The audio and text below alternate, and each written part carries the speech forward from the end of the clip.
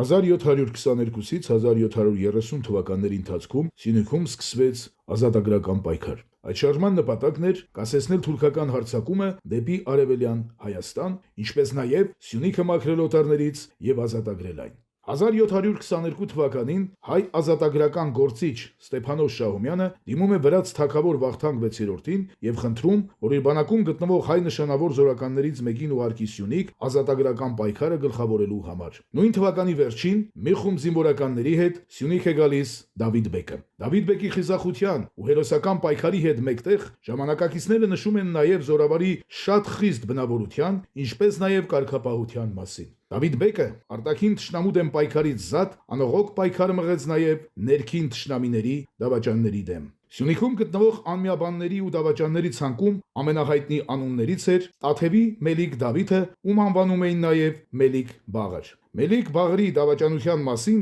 հայ անվանի պատմիչ Լեոն մասնավորապես գրում է. բայց կար ավելի վտանգավոր դավաճան։ Դրա անունն էր Մելիք Բաղար։ Հիմնելով իր համար առանձին բերդ, նա մեծ շփոթություն էր մտցնում հայերի մեջ եւ նրանց ամեն մի գործը հասցնում էր Շահ Թահմազի ականջին, ինչպես հատուկ է ստոր դավաճաններին։ Մելիք Բաղարը ճաշի հրավերելով իր մոտ 55 նշանավոր մարդիկ հայոց զորքերից բոլորի գլուխները կտրել տվեց եւ ուղարկեց շահին։ Քանի կենթանի էր այդ մարդը, հայերի միաբանությունը միշտ վտանգված պիտի լիներ։ Ուստի սղնաղում վճռված էր քարուքան տանել նրա բերդը, վերացնել մեջտեղից այդ անխիղճ մատնիչին։ Մելիք Բաղարի բերդը հավանաբար որոտնաբերդն էր, որ գտնվում է Տաթևի մոտ։ Վրաստանից Սյունիք հասնելուն պես Դավիթ բեկը ամենից առաջ պայքար մղեց դավաճան Մելիք Բաղարի դեմ։ Տաթևի Մելիք Դավիթը մահմեդականություն ընդունած մի ստոր մարդ, որ կոչվում էր Բաղար, զորք անեց Դավիթ բեկի դեմ։ Կռվի մեջ հաղթվելով ուրացող Մելիքը ընկավ հայերի ձեռքը։ Դավիթ բեկը ուղարկեց նրան շնհեր, որ նա եկեղեցում ամբողջ 12 օր պիտի կրկներ բազմության առաջ